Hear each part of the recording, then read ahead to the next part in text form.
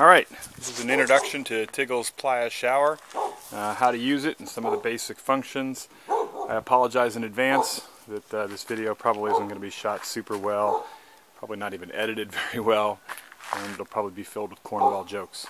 Alright, you'll notice the shower is a little bit different than last year, or the year before rather. I made a few improvements. I'm just going to show those briefly. Kind of the purpose of this video is because some people have had questions about how to use the shower in the past, and I'm just going to quickly cover those. So if you give me 5 minutes or so of your time, I'll get through it all. Alright, first thing you need to know, I'm going to make hot water production available for anybody who wants to use it. This is going to be sitting by the shower. You're welcome to use it. We're adults. We can all be responsible. So what you do, if you're going to use the hot water heater, you're going to turn on the gas here, and then you're going to take something that makes fire and put it here. So probably the best thing to use is something like this. You get this lit and you hold it here lit while you turn the red one, because once this comes out it's going to start producing gas. You don't need to turn it up to full blast. If you turn it up about halfway, it'll work just fine. The flame here can be very difficult to see because it's kind of a blue flame, and when it's really sunny it doesn't show up very well. So usually what I do is, once I think it's probably going, I just kind of hold my hand over. If I feel some heat, we're good to go. These two pans will be there. One's a wok, one's a stock pot. Take your pan, put it on the burner. Take your water, dump it in there. Now, I'll just say, if you plan ahead a little bit, and if you have something like this, or even just a bucket like that, and if you fill it up with water in the morning and let it sit out in the sun all day, it's going to be more than warm enough for a shower by late afternoon, which is when most people, I think, take showers anyway. But, like I said, you're welcome to use this. It doesn't take real long. That thing puts out like crazy amounts of heat. So it'll heat up your water in 4 or 5 minutes. While it's running, you need to stay here with it. I don't want people to set up their water to get hot and then wander off. Partly because you might forget and not come back, but more importantly because when we have open flames going near wood and propane and things, you really should just kind of be there keeping an eye on it. So it'll take 3 or 4 minutes. The water will be heated up. When you're done, come back over here and turn off the red one, and then turn off the gas and then turn off the red one. Now, you're then often going to hear a little pop noise. As the last gas burns, it's just going to pop a little. Don't have to be worried about that. It's normal. Just don't let it catch you by surprise. Alright, now you got hot water.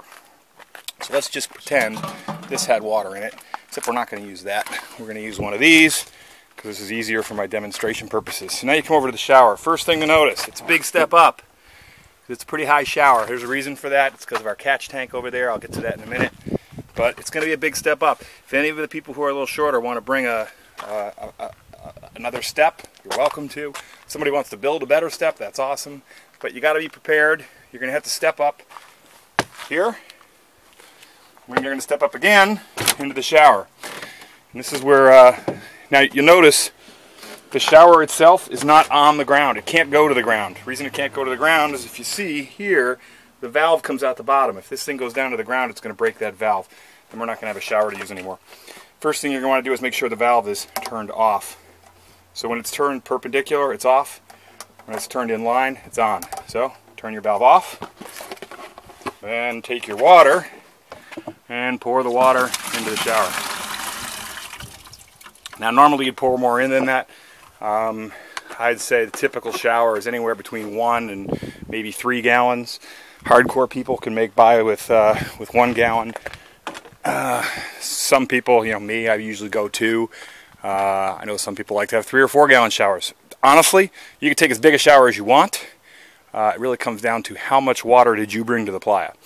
And disposal of gray water, but we're going to talk about that a little bit later. Alright, so now you got some water in here, but it's going to be a little hard to take a shower with it down here. So you see this rope that goes up and around. You're going to pull down on this rope, and you'll see that there's a loop there. And if you bring that loop down, there's going to be a screw right here in the corner.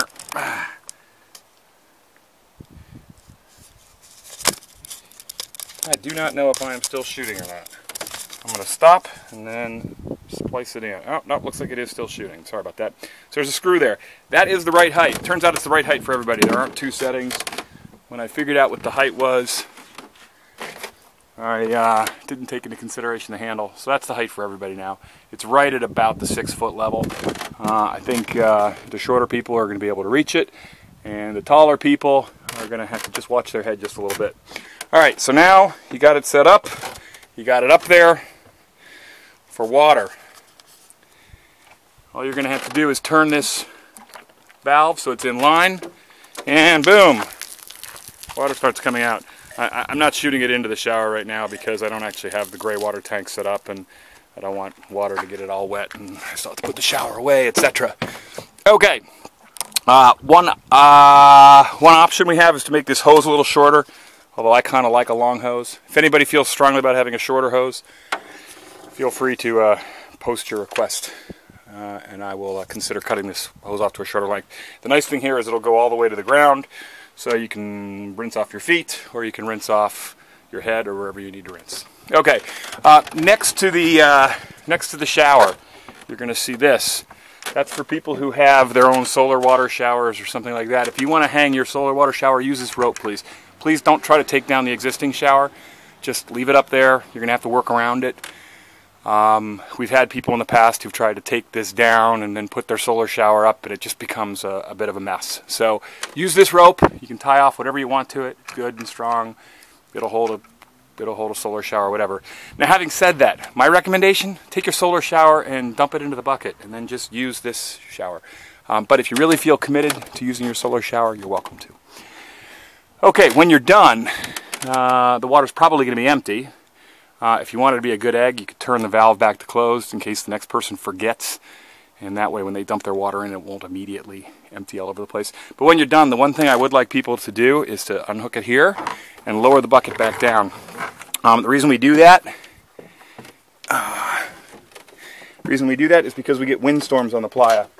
And if that's up in the air and the wind starts blowing, it beats it around. It could break the shower, could wrap it around the top. I mean, crazy things happen. If it's down in here, it'll be protected from the wind.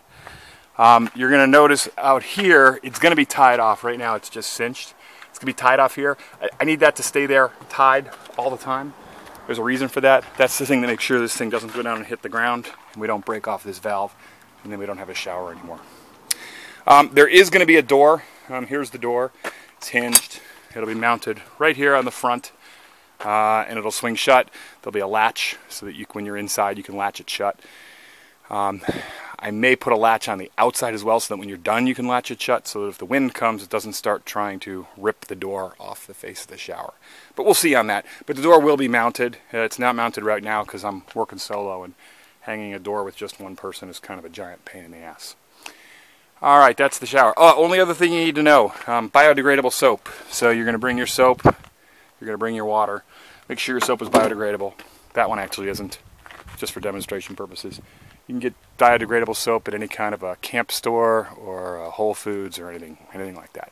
Now, the reason we have biodegradable soap is because this is going to be the catch tank for the shower. Maybe you can see that there's the drain right there, and then it's going to come down underneath, and I don't think it really shows. This is going to be filled with a plastic liner. This is about a 175-gallon tank with a plastic liner. It'll catch all the water from the shower. The only thing that should go in the gray water tank is water, or clear liquid. So what does that mean? If you've got a day-old beer that's got 1/8 of a can of beer left in the bottom and you want to dump that in, it's probably okay. I'm not ecstatic about it, but it's probably okay. But what we don't want to do is you don't want to throw in your half-full fruit smoothie, and you don't want to dump in a bowl of soup or something like that, because then we're going to get a lot of gunk and stuff in here, and more importantly, we're going to get a lot of biologicals in there, and we're trying to avoid that. The number one rule, we don't want to have any sewage in here. That means no peeing when you're in the shower, and no emptying pee bottles if you're a guy, or if you're a girl who uses a pee bottle. No emptying pee bottles into the gray water tank. This is just for water. Now, you can put wash water here. So if you've washed dishes, or if you've washed your hands or washed your feet or whatever, and you have a bowl of just dirty water, that's absolutely fine to dump in here. What we're going to have, and this will be rigged up hopefully on a little stand so it'll work a little better, and it may even be a little bigger than this. Not sure how well this shows, but there's holes drilled in the bottom of that. And then there's gravel. And so this will be rigged up like on a stand so that you can take your bowl of dirty water and dump it through this, and it's going to drain through that, drain through those stones and then into the gray water tank. That'll be basically some basic filtration. So if you did wash some dishes and if you got some lettuce in your water and you didn't notice it, when you dump it in, it's going to get caught by that filter before it goes into the tank.